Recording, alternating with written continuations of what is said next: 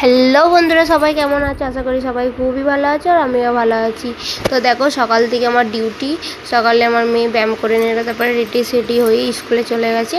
আর আমি দেখো টিফিন বানিয়ে ওকে দিতে গেলাম। তো আবার আমি ঘরে চলে এসেছিলাম, সেই ভিডিওটা বানানো হয়নি। আবার আমি যাচ্ছি আমার মেয়েকে স্কুলে আনতে। আর যে মন্দিরটা তোমাদেরকে দেখালাম, ওই মন্দিরটা থেকে জানো তো আজকে পয়সা চুরি হয়ে গেছে, একজনা চুরি করে নিয়ে পালিয়ে গেছে। তো দেখো, মন্দিরেও সেফটি না, সব জায়গাতেই চুরি হচ্ছে। আর এই দেখো আমার মেয়ের স্কুল, এখানে আমি দাঁড়িয়ে আছি। যেহেতু ভিডিও বানাতে লজ্জা লাগছে, কারণ অনেক লোক, তাও আমি অল্প লুকিয়ে লুকিয়ে বানিয়েছি। কোনো ব্যাপার না, কেন নিজেদের লজ্জা লাগে একটা। তো দেখো, আমি আমার মেয়েকে নিয়ে আসছি, আর খুবই রোদ, তার জন্য দেখো ওর মাথায় আমি ডোনাটা দিয়ে দিয়েছি।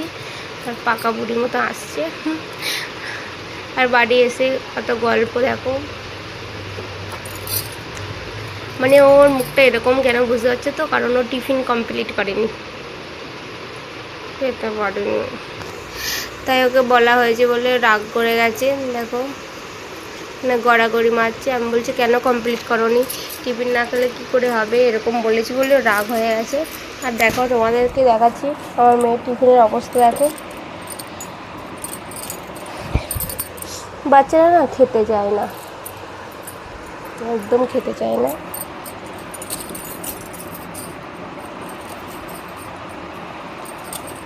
আর দেখো, এখানে আমি কত আজকে জামা কাপড় কেচেছি, আর ছাদে হচ্ছে রোদও নয়, তাও আমি মেলে দিয়েছি। আর বিকালে দেখো রেডি সেডি হয়ে বার হয়ে পড়েছি, শপিংয়ে যাব কিছু কেনাকাটার জন্য। আর মেয়েকে টিউশনে ছেড়ে রেখে দিয়ে এসেছি টিউশনে।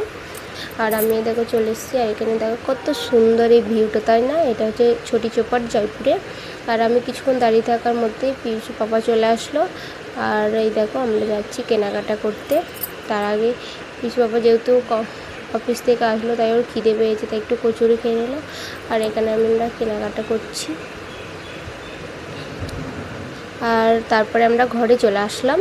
আর ঘরে এসে আমার মেয়েকে টিউশন থেকে নিয়ে নিলাম। আর দেখতেই পাচ্ছ আমরা ঘরে চলে এসেছি। এবার ঘরে এসে খাওয়া দাওয়ার পর আমরা ঘুমাতে যাব। আর রাত্রিবেলা দেখো এই মহারাজের সঙ্গে দেখা। আর এই এত কিউট, কি বলবো, আমি যত ভিডিও বানাচ্ছি আমার দিকে তাকাচ্ছে, মানে ফোনের দিকে তাকাচ্ছে, আবার ফটো তুলছে। তোমাদের সঙ্গে শেয়ার করবো। দেখো কত সুন্দর ফটো খিচেছে, দেখেছো?